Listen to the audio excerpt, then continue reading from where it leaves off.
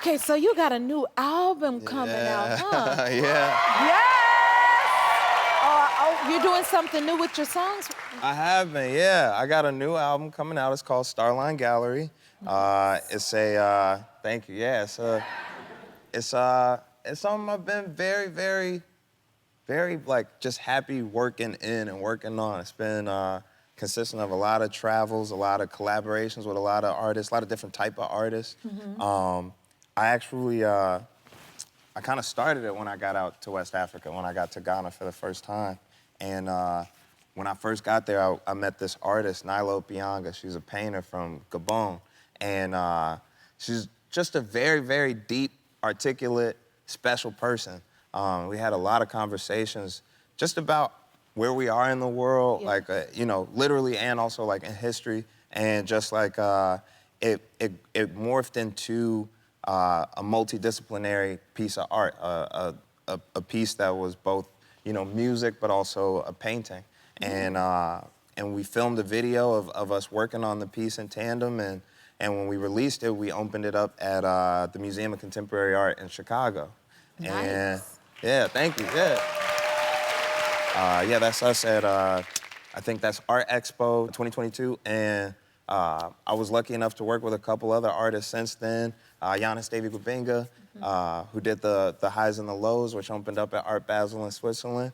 Nico Washington, we opened up at the Art Institute. And I just kind of been on this road of like traveling the world and meeting with dope black people from everywhere and just having conversations and creating art, yeah. And it's been fruitful. And okay, now my son and them love rap chips. We need a Chance rap chip. And then I think a couple of singers need a chip. You heard of the rap chips? The rap chips? You ain't heard of the rap, anybody heard of the rap chips? You see the rap chips? Oh, Rap Snacks, yeah. See, I call them rap chips. They call it the Rap Snacks. Yeah, the brand is Rap Snacks. We want to know, Rap chips. the boys told me to ask you, what would your flavor taste like? Aha. Ha-ha. Original? I don't know. It'd be original? I love Rap Snacks. Okay, now you gonna send me a shout out for my chip. I got a flavor I want you to try. Can I experiment on you, Chance? And you try my chip flavor? Sure, all right. See, I might have to use some of the Harold flavors.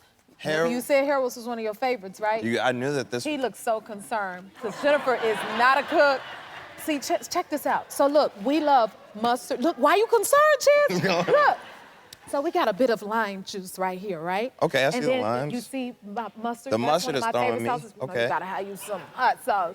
Hold on, let's get it a little closer. This is my kitchen right now, y'all. So Chance, we like to experiment when we at home. Your kids gonna wanna do this. So what we gonna do is you gonna try this for real, Chance? Chance look real. I can't merge it. I don't know if I am real going to try suspect. this. I'm gonna go this way. We doing this Chicago style, okay? Bam, you see that we call this all-purpose. Okay. Adobe, okay? So I've been experimenting a little lime juice. We're gonna sprinkle this on here for you. Hold the line. There it go, right there. I prepared this for you at the house. Okay, before you add hot sauce and mustard on these drinks, you think I should stop there? No, because this look decent. Okay. This look almost decent. I don't know that much about adobo. Chance. But all right, but continue though. Listen. This is the Jennifer special. I'm still watching. Continue to create over here. I like a little Splendor. All I right. put Splendor on everything. Tweaking. Don't me, y'all. Hold on. We got. Why are you still putting it on the one chip? Wait. You don't want me to put it on the one chip? I thought you were still like making your whole special drink. Okay. Well, you pulled the chips aside. That's because I was like, it looked like you about to do 5 more steps. Okay. Look, we gonna put on my favorite. Which chip you want me to put it on? Bro, put it on. Put it on. Put it on. Put it. Now y'all gonna want to buy this from the single chip. Hold on, Chance. Don't run that on me, Chance. Hold the line. And just a little mustard. That's the single chip. Come on, I taste it with you. No? Go crazy, Joe. Stop. You want me to try it first? Do you really do this? No, I don't, but I'm experimenting. That's what I'm saying.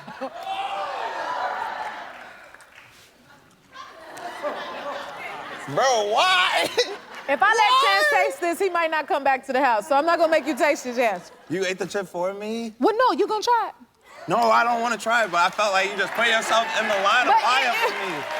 I did, because you my Chicago friend. I like you. Thank you for coming. Did you ever think, growing up, that you would achieve so much? You know what? Like me as a kid growing up, I had a lot of dreams. I didn't know I'd do all of this stuff. Right. You know, you never know what you can accomplish. What I would say is you just never limit yourself. And, you know, you just got to really believe in the beauty of your dreams and kind of, no matter what happens, kind of navigate the obstacles and keep going forward. The thing people, yeah. So, Wow. you know what I'm saying? I had no idea. You had no idea. I'd be lying. How old were you when you started rapping and making music? When I started I became a fan at like 9 years old. Okay. I heard like the group called the Cold Crush Brothers and you know, like Flash and the Furious Five and all of them. There were a lot of tapes circulating around New York. Okay. And then at around 11, 12, I started writing my own songs. At 14, I started pursuing the idea of becoming a professional recording artist. And at 16, Ad Rock from the Beastie Boys gave my tape to Rick Rubin, and we ended up starting the label Def Jam. Whoa, starting it. Wow. That's amazing. Does music run in your family? Yeah, music definitely runs in the family. You know, my grandfather played the tenor sax. Really? Yeah, he was a tenor sax musician, and I grew up with, you know, a lot of music around the house. Miles Davis and Jimmy Smith at the Penthouse and all of that stuff. And then my mother, you know, writes poetry, and my grandmother was in the choir, so, you know, it's just all around. I was around, and you know, my father too. You know, he came into my life. He was in my life early, but then he had to be, right? And then he came back into my life. He had a label, and he was a singer as well. He worked with the Coasters, and yeah. So it was, yeah. Thank you for saying it for me. Yeah. I think that could be a record. Wow. You think I could get a record out of that LL? Why not? That's gonna be a record one day. Depends on the one subject. day. The subject matter got to be worthy. That's of the what's wow, important, though. right? Yeah, no doubt. See, watch, hold the line. Wait for that song. All right. It came from me. Do you remember the first time you heard your song on the radio? Oh yeah. My first time I heard my song on the radio, I was on Farmers Boulevard in Queens, New York. It was nighttime. It was probably maybe 8, 9 at night. There was a DJ named Red Alert. It had rained earlier in the day, so the water had hit the street, and the street lights were like beating off the pavement. You know what I'm saying? And my record was playing in the game room. I was just standing in front of the game room near a payphone, and a dude came over to me and he whispered in my ear. He was like, "Yo, that's you on the radio." Wow. You know what I'm saying? I was like, yeah, I like that. You know what I'm saying? I just remember being like, yeah, I like that. See? Yeah. It's a feeling like no other, right? It's amazing because the thing about being an artist is, you know, what a lot of people don't realize is it really is about the sharing. Right. That's the thing that makes it beautiful, like knowing that people are admiring your work, knowing that people are getting into it. The fact that the radio is special because you know others are listening. It's not so much that you're hearing it, it's knowing that others are hearing it. And it's reaching and sharing other it with people and sharing your art and your gifts and your passion with people. You know what I'm saying? Yeah. Like, that's the beauty of being an artist, right? It's the beauty. And, Yeah. and you know, hearing songs on the radio of your favorite artist, that's a sign that you made it when you're like, ooh, Yeah. I made it if my song's on the radio. My first time, I was driving, and I should not have been driving when I heard my song. Do not drive when you hear your song on the radio for the first time. I think that's why I still don't listen to the radio now while I'm driving. But seriously, y'all. Okay, I got to ask you about when you look at throwback pictures of yourself from early on in your career, what's your thoughts of that now? Or do you have any? Love it. I can actually, like, it's funny. I could tell, like that. I love it. I could kind of tell, I could tell what year it is by my jewelry. Can? By my jewelry. What year was it? That's probably about like 86. 86? Something like that, yeah, because I know the chains got a little bigger and all that. Yeah, that's like 88. So the chains got bigger each year? That's 88. Yeah, that's about 88. Was 89 87, bigger? 88. Yeah. It was? Yeah. Was it heavy? Yeah. Look at that. Well, that's feeling 87-ish. I love how you could tell the year from this. Yeah. Oh my God. Yeah, that was a good vibe, though. You know, it just makes me think about the fact that as a little kid, you can do anything you put your mind to. Yes. The dream can become a reality. Talk about your newest album, Yes. God Did. It debuted at #1. Congratulations, first of all. Okay, where did the name come from? So one day I was sitting on my couch in my house, and something I already knew, but you know, sometimes your spirit talks to you and things just come out, and sometimes you say it in your head or you just say it. Yeah. And I was on the phone and somebody was just telling me something so disappointing, you know what I'm saying? And you know, when you hear something like that, you look at the phone like, Right. you look at it like, what's this person saying? You know what I'm saying? And I said, let me call you back. And I was just like, my head was down, and I was like, they ain't believe in us. Then immediately I was like, God did! Like the spirit hit me, and I'm telling you the truth. Yes. But just remind myself, Cal, keep your head up. Remember, God got us. You know what I'm saying? And you know, what you just heard, that's not true. Meaning as in like, Right. you know, if somebody don't believe in you, that doesn't mean that you're supposed to be down. You know what I'm saying? And you know, you gotta pick, if you don't pick your own self up, you know what I'm saying? You know, yeah, you can hear it from me and tell you, but you gotta tell yourself that so it can be real. You know what I'm saying? And Yes. and I just so, you know, my head came up and I said, God did. And I was like, that's the name of my album. And the fans just started saying it without me. I didn't announce the title yet, but they were already saying it because I kept telling. You know, when I'm on social media or anywhere you see me, I'm talking to the world, but I'm talking to myself too. So, you know, I be saying they don't believe in us, God did, or you know, and then boom, I come outside and be like, God did. People just at a restaurant, God did, God did, God. And I'm like, oh man, look how beautiful it is. They connecting with it. Yes. And it's nothing like a blessing to connect with God. If I can help to remind people that God is the greatest, beautiful. You know what I'm saying? So we named the album God Did. And he sure did it, because you got nominated for 5 Grammys for the album. Was that amazing?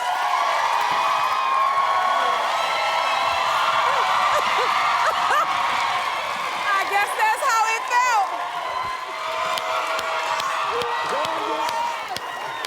God did, God did, God did, God did. Is that how it felt? God did. Oh my Let him God. know. I mean, God did. God did it. When I say they don't believe in us, you say God did. They don't believe in us. God did. Let him know. That's right. I guess there's no need to ask how it felt. Man, I got my workout. See, that just made him run and shout about Man, it. I mean, Tell a story. I mean, to be able, sorry, I gotta catch it. To be able to perform the song Yes. with Jay-Z, Right. Lil Wayne, Rick Ross, Come on. John Legend, and Friday all on one record. I'm just grateful. I'm grateful. And all glory to God. Yes. God did. Yes. And he gonna do it again. Another one. Another one. You did your first record at 17 because DMX lost a bet? Please tell us about that. My first record was before 17. My family started Rough Riders, my uncle D, Y. So I was producing before that, so I produced Band from TV with Noriega. I produced Tear the Roof Off for Buster. Oh my God. And then those started buzzing, and then DMX had a bet with my uncle D and lost the bet, and that's how Rough Rider Anthem was done. But I don't think he lost the bet. I think he won the bet because of that song. That's a good way to put it. I love that, how you flipped that. Yeah. Oh my God. And before that, you used to cut hair? How old were you when you were cutting hair? I was the youngest barber in my hood. Yeah. About 12 years old, didn't have a barber license, but I was also making the most money at that time as well as a barber because I gave the haircut, did the design, and sold the mixtape, so it was $30 a haircut. Oh, so you better had a system, huh? Yeah, we had to put that in order. So you started working at 5 years old? Yes. What did you do? Packing bags. My grandmother used to run the tennis patrol in the Bronx, so she would always make me help the senior citizens. And so when she would go shopping at C-Town in the Bronx, she would say, listen, go help Miss Johnson, go help Miss over here with the bags. And I just started helping with the bags, and then they were starting to give me tips, and then it became my weekend job, which ended up becoming a real job for other people, packing bags from C-Town. Man, you better work. Oh my God. And you performed at the Grammys recently. How was that? Oh yeah, 50th anniversary is cool. Cause you know. Hey. Yeah.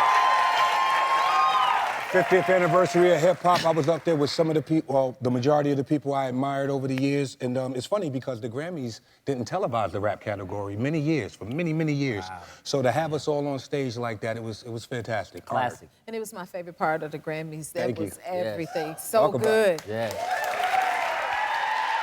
Now, do you do any music? I don't do any music. It was one of those things that I always wanted to do music, but my talent lays in front of the camera as an actor. You know what I mean? I don't quite have the talent that this brother has when he gets on the microphone. Come on. Love Jones, anyone? Oh, yeah. I mean, that's all right now. Don't Inkwell. short. Inkwell, and the list goes on and on Yeah. and on and on. But that's my forte, being in front of it. I can act like I'm a singer. I can act like I can do that. I can act like that. But you know, my passion is you know, an actor. What a mighty passion that is. Yeah. Oh my God. And Mr. Method Man, did you play any sports growing up? Well, you know, I used to dabble in like water polo and equestrian thing. What? No, I'm playing. Water I'm polo? joking. I'm joking. I played lacrosse. I played Lacrosse? You played yeah. lacrosse? Yeah, because it was like one of the rare sports where you get to hit people and carry a stick. So I was good with that. Very And good. that's your good sport. Yeah, I love lacrosse still to this day, you know? Oh my God. Now, y'all been in this industry for 30 years and still look this good. What is, what? What in the world?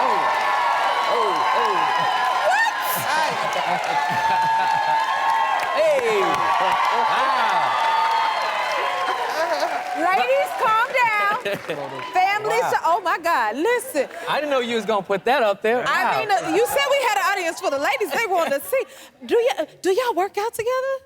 Or we've never worked out together, but maybe in the future. We maybe in the should. I future, mean, you know? he's lifting buildings. You know what I'm saying? I'm just lifting my. See that? Look what he's doing. See, I'm not lifting that kind of weight. Yeah, we See? gotta get it.